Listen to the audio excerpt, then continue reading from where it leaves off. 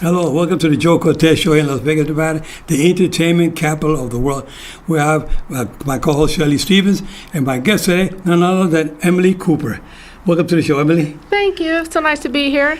Well, Emily Cooper brings a lot of history about her ex-husband. I say ex because he's unfortunately passed away. None other than Pat Cooper. Pat Cooper. Can you tell us a little bit about Pat Cooper? Well, Pat was a character, as everyone knows. I miss him a lot, but he's still in my spirit a lot. I tell you, I hear him talking to me every day. And in fact, next week, I've been asked to be the grand lady at the San Gennaro Feast. And I asked them, I said, well, I'm actually everything but Italian. But they said, you know what, if you were married to this guy, you're an honorary Italian. Exactly. Right? So we're going to do the feast next week. It'll be September 22nd, Wednesday through Sunday. And that's here or in Las 18th through the 22nd, Sunday. That's here in Las Vegas. What's the location again? At the M Casino. M Casino. The M Resort. Mm-hmm. Okay, M Casino Resort. That's all the way down south on the, south of the Strip. Right. It's a hike, but it's nice. It's worth it to go down there. Of course. You can put your phones down, grab a cannoli. We're going to do the actual procession on Thursday, which will be the second day. But it's wonderful. It's fun. It's a beautiful hotel. I love the casino there. The food is excellent, and the swimming pool area is beautiful. I like the cabanas they have there. Beautiful. Yeah, it is. Yeah. So it's worth the hike over there. But that'll be going on next week. But Pat, he was a great guy, and I miss him. But he was a huge fan of boxing. Oh yeah, huge fan. He was. He knew all the guys: Joe Louis, Larry Holmes, and of course Muhammad Ali. He met, and we became friends with Gene Kilroy. Gene Kilroy. There's some photos of him with those guys, but the funniest. Here's a photo of him. There we are. That was actually at Jerry Lewis's memorial at the South Point Casino. We lived in New York at the time. We came out for that. That was such a fun trip. Look at how great he looked. He was, I think, 88 then. He looked great. Yeah, he was so fun.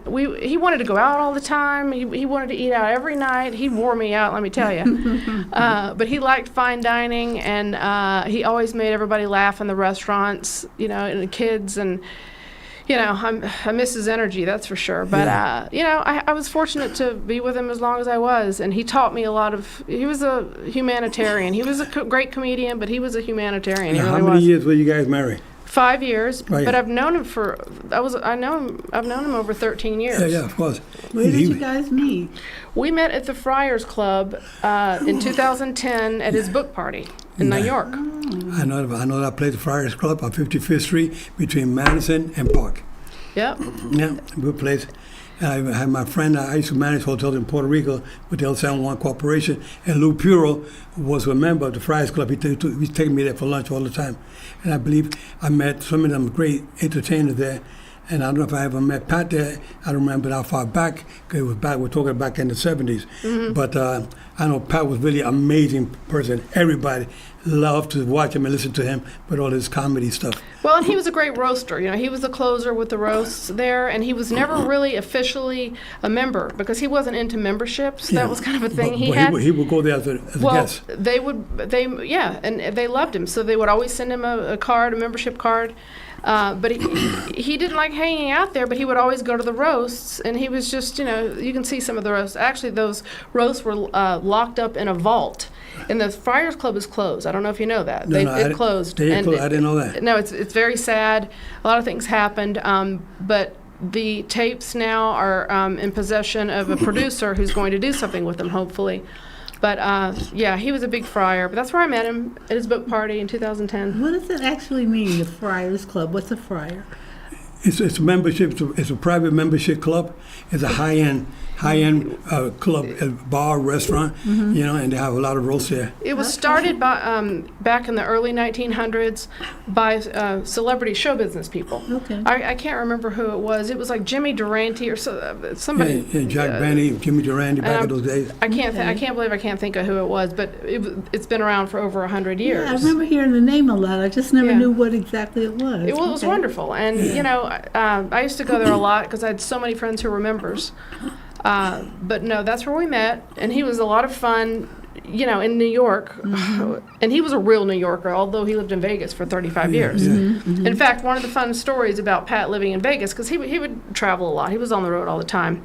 But Mike Tyson lived around the corner from him here in Vegas, over off of Tomiyasu. And Mike Tyson had tigers. And that absolutely threw Pat for a loop. He went bonkers. And he talked about it all the time to the media. And he went on Conan O'Brien and talked about it.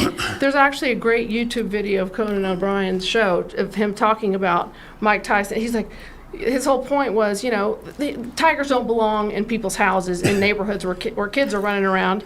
But he said, he couldn't beat up Holyfield. How's he going to beat up a tiger? I remember that clip. I saw it. Yeah. No, so that was his thing. But a friend actually, if you can believe this, lived around the corner, and she heard this whole altercation going down at one point when Pat was actually had confronted Tyson about this, and Mike was saying, "But Mr. Cooper, they're domicile animals. They're domicile animals." And he's screaming, "No, they're not!" And he's having a screaming fit. So this woman, she Lori Hughes, who works at the Italian American Club, she tells the whole story of how she was hiding behind the wall around the corner, and Gladys Knight had a house right there too, and Bubba Knight lived in the house. So Bubba comes out. He's like, "What's going on?" And Lori's like, "Going back inside. Get back on the midnight train to Georgia." Because she's trying to hear all this, but she's scared to death because she's thinking Pat's going against Mike Tyson, and Mike is totally wimping out, and Pat's like ready to kill him. Did Mike Tyson have the tiger with him? Probably. But he's trying to tell him that they're like kitty cats. They're my kitty cats. Mr. Cooper, they're my kitty cats. Yeah, Mike used to love it. It's a good thing I might have said, go get him. And Mike Tyson would have done that. Yeah, but no, he was like scared of Pat. It was hilarious. Anyway, the way she tells the story is amazing, but I've heard the story, for the longest time. But you can Google it. It's all over the internet. Mike loved the tigers, and he liked the pigeons. He had pigeon coops up in New York. He still got them a couple of places. Really? Yeah, he used to like all kinds of pigeons. One day we were in China, and he was talking about pigeons. And I told him, how about the tipplers, and about the tumblers, and the homers, and the black flies, and the brown fly? He said, "Joe, how do you know about all these things about pigeons?" I said, "Well, I used to fly pigeons too. You're not the one who flew pigeons in New York. I used to have a pigeon coop up on the roof. We didn't go have no playground. We go up on the roof on Tar City and play up there with the pigeons. We used to fly pigeons all over." And Mike Tyson was blown away. He said, "Joe, I didn't know you knew much about pigeons." Well, that's interesting. Yeah, but tigers, no, that's not for me. I used to go to the zoo. Make sure they were behind the rails back there. They couldn't get you. All the tigers here, where they had them at the Mirage, remember? Yeah. They had them at the Mirage. Yeah. They had an exhibit there for tigers. It was nice. Well, that's one of Pat's funny stories of many, and I want to do the best I can to preserve Pat's legacy. And one of the things that we're doing is actually yesterday I got a call from the people who run the new Las Vegas Walk of Stars, and they have appointed me as their entertainment ambassador. Okay. So I'm going to start trying to recruit, people to keep the star thing going for not just Pat, but the legacy of all these people, entertainers. Right. In fact, Joe Louis and Larry Holmes have been nominated already, so we need to try to get them. We need fighters on there, So and Mike Tyson, Holyfield, guys like that. Yeah. If you got Holyfield, if you got Larry Holmes on there, and you got Joe Louis, definitely Tyson. Yeah. And Holyfield definitely belong on there.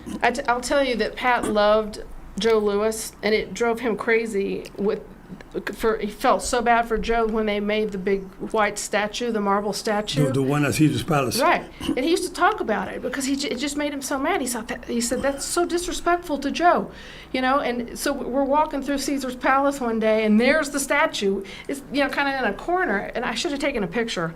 But he used to talk about that all the time. But, he really had so much respect for those fighters, and he loved it. He was there all the time. I think that statue should be moved more closer to the front of the hotel and not in the corner back in the casino where they're back there. It was in a weird spot. But weird spot. If you don't ask for it, it's behind, way in the back. You never know it's there. Right. We just happened to walk by it that one day. Yeah.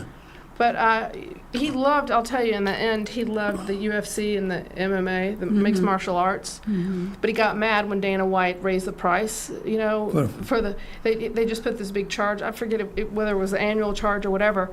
And I said, Pat, look, you're at the end of your life. It gives you some gratification. Just pay for it. No, he wouldn't do it. He said, but the next morning he'd say, open up your laptop and show me who won. He wanted to see who won. So he was into it till the end. So he was into boxing, then he got into MMA. MMA, yeah. Yeah, well, UFC with Dana White done a lot for MMA. It's something that a lot of fans are watching, saying, MMA is taking over boxing. Boxing kind of declined to some extent because of MMA. Well, it's a new breed out there. The younger is more. 40% of the fans are females. 40%. That's amazing. And so it's catching on real good. And Dana White, I got to take my hat off to him. He's done a lot for the sport. He put some money into it and promote it, which is what you're supposed to do. Well, it's huge. I wish some of our boxing promoters would invest some of their money back into the sport of boxing and bring it back up the way it was in the golden era where we had, Mike Tyson, Holyfield, Larry Holmes, some of the great ones, but Rocky Marciano. Yeah. It was a great one. We don't have that these days. We need a good heavyweight. The heavyweight division was the glamour division. That's the division that everybody said, you got heavyweight fighting, everybody want to see that, and we need to bring that back again. Well, fighting evolves just like music evolves. Same thing, different genres. That's right. And you can't, it's part of life. And just like the city is evolving. We're losing things, but we're gaining things at the same time. And I do love this town, I will tell you. I'm from Texas, lived in New York for 21 years, but I love Las Vegas. And what part of Texas are you from? My hometown is outside of Houston, but my mother is from Dallas, so Houston and Dallas is where all my family I is. was stationed there in the Army down in Fort Hood when President Kennedy got assassinated. Yeah, that you were there then? Okay. I was there 150 miles south of Dallas, yeah. Mm-hmm.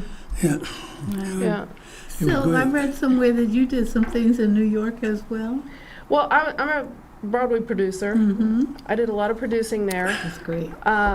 In fact, there was a picture of me I did a show called Cagney with several other co-producers. That was the last show that I did, but I took Pat to the opening of that. That was just before we moved out here. Mm-hmm. But I worked on a lot of Broadway things, but I also worked in finance. I worked at NBC. That's what I went to school for at NYU. But I thought, I can come out to Las Vegas and you can really actually make money producing shows here. It's very difficult in New York because of the overhead and because of the theaters are so difficult to get, and they're very expensive. Right. It's just really, really hard to make money producing shows there. And that's why a lot of guys like Mark Wahlberg is moving from Hollywood here Very to smart. Vegas because he wants to open up a theater here because he feels it's much more economical to do movies here than in California. California has gone through the roof as far as taxes are concerned. It's very smart. The expenses and everything. So Mark Wahlberg has been out here for a while. I ran into him not too long ago. He told me, Joe, I'm doing a movie about Julio Cesar Chavez. He says, and I've seen you referee so many Chavez fights. Yeah, I want you to be the referee of my movie. So I'm still waiting for that call. He got my number. I said, Mark, if you're watching, get me on there soon because then I'm not going to be around forever, So let's make that movie happen as soon as possible. Oh, well, that's great, though. That's something to look forward As to. a matter of fact, I want to go to his place. He opened up a new restaurant called Fletcher Cantina and downtown Town Center. Oh, Town, yeah. Town. He opened up a place there called Fletcher Cantina, and I'm going to go there maybe tomorrow, early afternoon. Very nice. Yeah, check him out. Well, I was, when Pat died, I was in the middle of a project with Laura Savini, who's Jimmy Webb's wife, right? Mm-hmm. Jimmy Webb. Mm-hmm. Okay, so she's one of my good friends. They're close friends in New York. But we were working on a PBS project about Vegas, and we got half of the funding from PBS. But we had to put the hold on that because we lost Pat, and there's too much going on. So I'm going to pick that back up. But, New York was great for me. It really was. I had 21 great years there. My mother was a singer there. She worked at in the Village. She was one of the Serendipity singers, so she was in folk music. Mm-hmm. So that I kind of I always wanted to live in New York. Mm-hmm. I didn't think I'd live there for 21 years, but it just got to the point that it was too, expensive and cold. Yeah. I totally get it. I spent a lot of time in New York, too. When I was in college, I went to college at the University of Dayton, and I started joining a theater group there, and I thought that was what I wanted to do for the rest of my life, is act. So, I went to Philly, I did some dinner theater there, did a couple things in New York, and I was traveling between Philadelphia and New York, all the time, and I'm like, you know what? There's a big world out here. I need to do something where I can see the world for free, because right now I'm seeing the tri-state area. So anyway, that's why I became a flight attendant, but still into acting, because I'm acting like I sing songs that I really hate, but people request it, so I have to sing it. Well, you know, we have to go to a little break right now. Stay tuned. More fantastic story from my dear friend here today, Ms. Cooper. I think you're going to bring a lot of laughter to this group out there watching today. Well, I'll try. We are Integrity Solar America, a veteran-owned business and experts in solar energy. We'll give you honest advice and tell you if solar is right for your home. And we'll educate you on how the 30% federal tax credit really works. Integrity Solar can install your system with zero down and no out-of-pocket costs. Visit integritysolar.america.com or call us at 1-800-988-1569. 1-800-988-1569.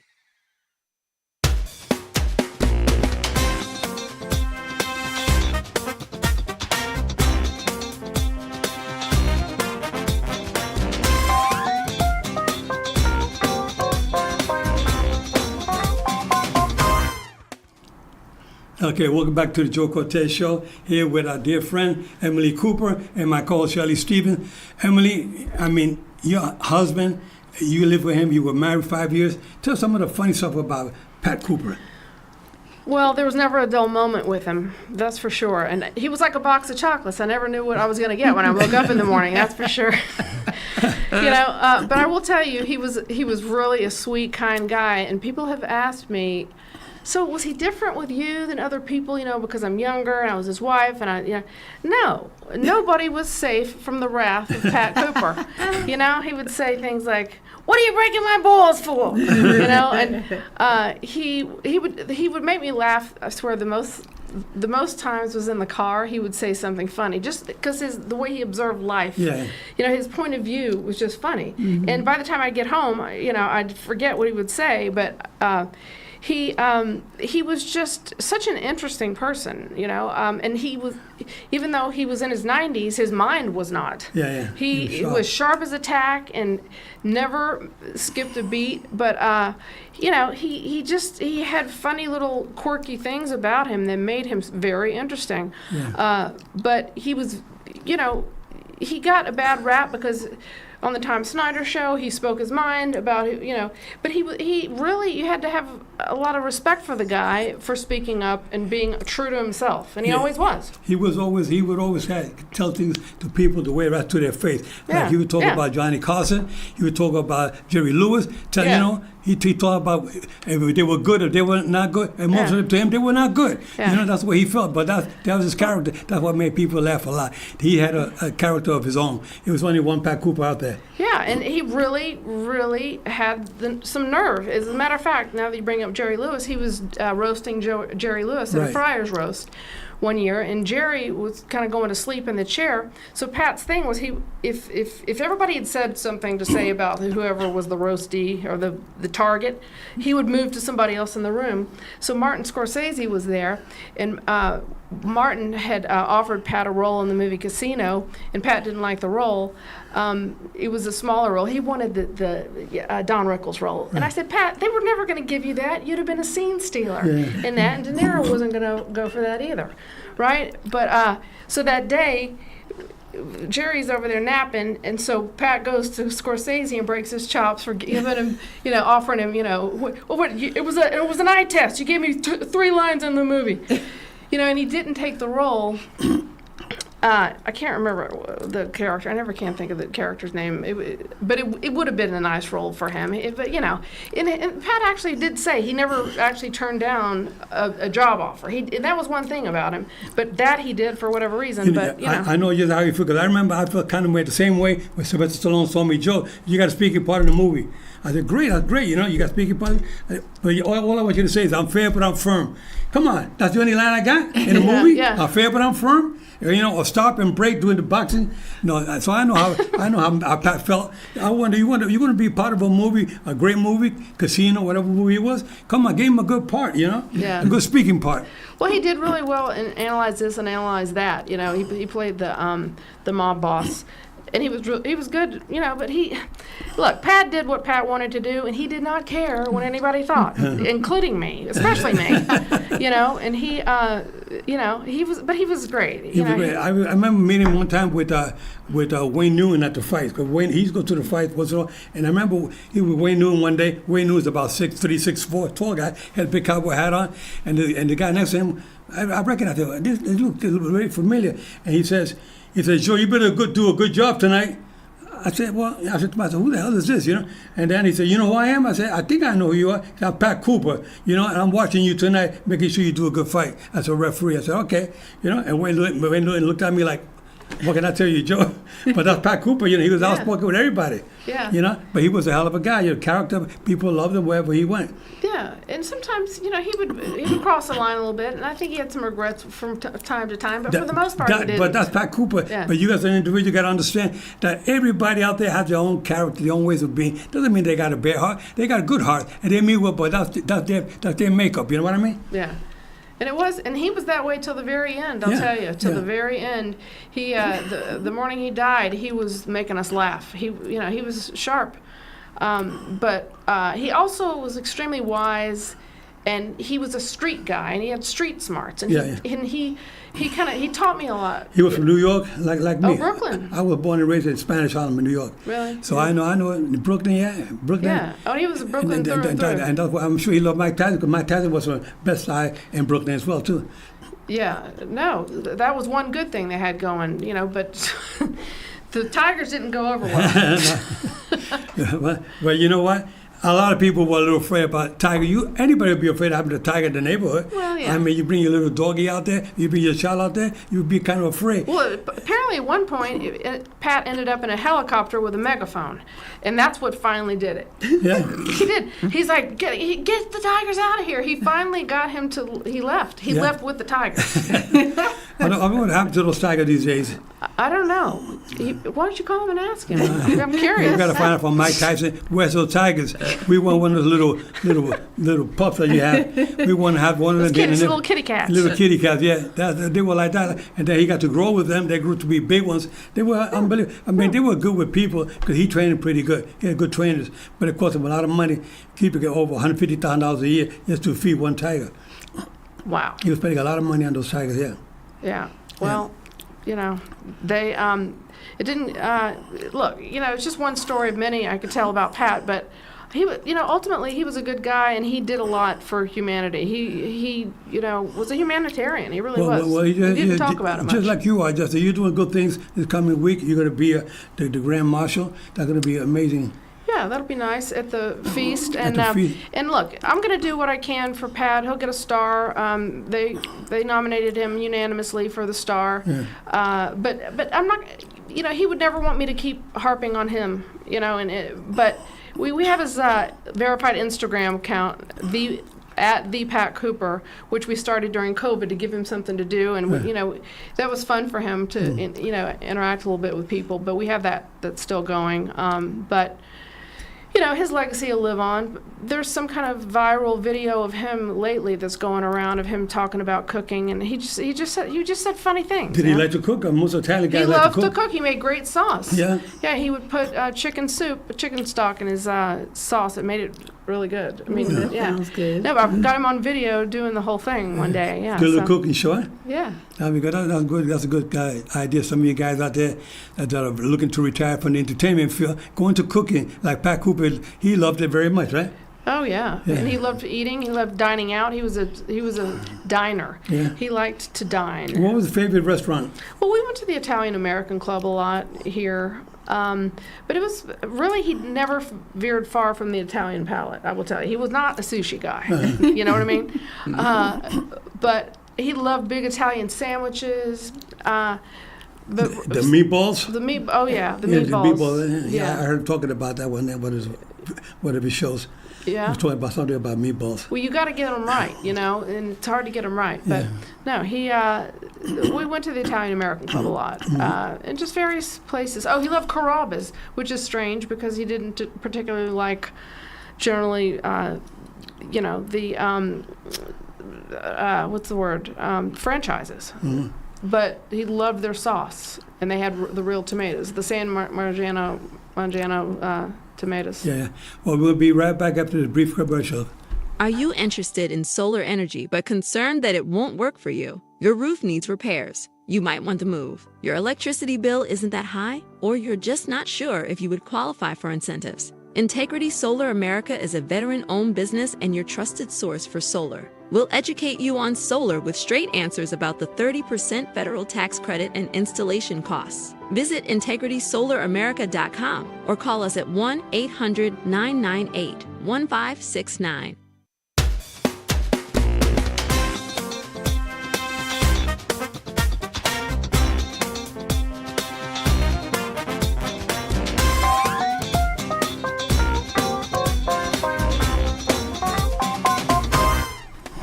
Welcome to the Joe Cortez Show here in Las Vegas, Nevada. Again, we have our co-host, Shelly Stevens, and my dear guest today, Emily Cooper. Emily, it's been around for a while here in Vegas. But how many years you been in Vegas now? We moved here in 2018, and Pat was moving back. He had lived here until 2005 when his wife Patty died, but he came back, and it was a good place to have his final years. Yeah. I remember meeting you the first time when you came to Lola's. I think Mike Leonetti brought you there, right? And we had such a good time.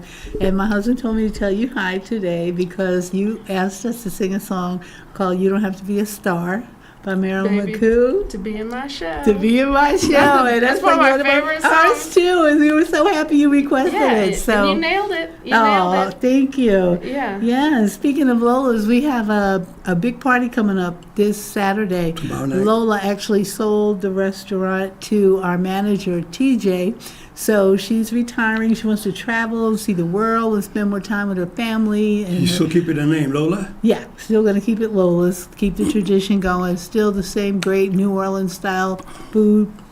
And so we want everybody to come out and celebrate Lola and say goodbye to her this Saturday, tomorrow. Yeah. Emily, tell us a little bit before we wrap up the show. I know you have something special you want to say about Pat and yourself. Well, it was just being in Las Vegas was a really good idea in the end for Pat to end his life here. It was because he got to see a lot of people who never would have seen otherwise by staying in New York. And, we left before COVID. COVID hit New York very badly, and he lived by himself. But being out here was great because he got to really reconnect with people. Wayne Newton, Engelbert, Frankie Avalon we ran into one night at the Italian American Club, and we'd go to... we went to Sebastian Maniscalco's show, and he introduced him to a sold-out crowd. Pat he got to meet him. He loved Sebastian. And he got to hang around with Frank Sinatra and Dean Martin back in those days? Oh, yeah. He opened for Frank for 56 shows at the Sands. At the Sands. Yeah, and he was on the Dean Martin show 2 or 3 times. Oh, but those were, sure. Those were Did he ever do the Ed Sullivan show? Yes, he did. He and did. Johnny Carson show? He did Johnny Carson, Ed Sullivan. He did most of them. For you young folks out there, you don't know who Ed Sullivan was, but he was one of the best shows in New York City every week. And he got his start on Jackie Gleason. Jackie Gleason, he was great. And his first, shot out of the door was really, he nailed it. It's on YouTube. You can see it. That first performance that he did. With Jackie Gleason? That was on Jackie Gleason's show. That was when he got his break. Got his break, eh? Yeah. I mean, Jackie Gleason and Pat Cooper together, I'm dying to see that clip. You guys watch it on YouTube channel. You'll see it. It's going to be amazing. Yeah. And like I said, you can follow the legacy stuff that we do for Pat at the Pat Cooper on Instagram. And I post old pictures and old videos and funny things he did. Okay, now if anybody wants to contact you for Walk of Stars here in Las Vegas, where can they reach you? They can email me at my email, emily.conner, CONNER, @gmail.com. Okay, they can reach you there for information how to get the Walk of Stars here in Las Vegas. Oh, yeah. The procedures, they'll get nominated and the board votes on people. That's how it'll work. But there are plenty of stars here that need to go down. That's for sure. Well, they got the right person to make sure you get the right people in place. Well, it'll be a fun project for me. I'm excited about it. Okay. Yeah. Well, my fans out there, I want to tell you that it's always so nice to bring guests on the show that can bring a lot to the community because you don't find many people like Emily Cooper and my dear friend, my co-host, Miss Shelly Stevens, and her husband, who's Wesley. They perform every Saturday night at the Lola's restaurant, and he perform also at the Italian American Club once a month, right? That's a German American. German Oh, American. that's right. okay. German, Yeah, yeah. we haven't gotten to the Italian American Club yet, but we're looking forward to that. We're actually starting to rehearse with the band because I know Italian American Club likes to bring in full bands. Right. And we've been performing as a duo for so long, we're putting together a band now. So, yeah. Nice. That'll be good. Yeah. Okay, friends. Well, thank you so much for joining the show today. We hope to see you next week. Keep your guards up at all time. We got undisputed champion here, Emily Cooper. Thank you. Take care. See you Thank next you all week, for guys. having me. Thank you. Appreciate it. This was fun.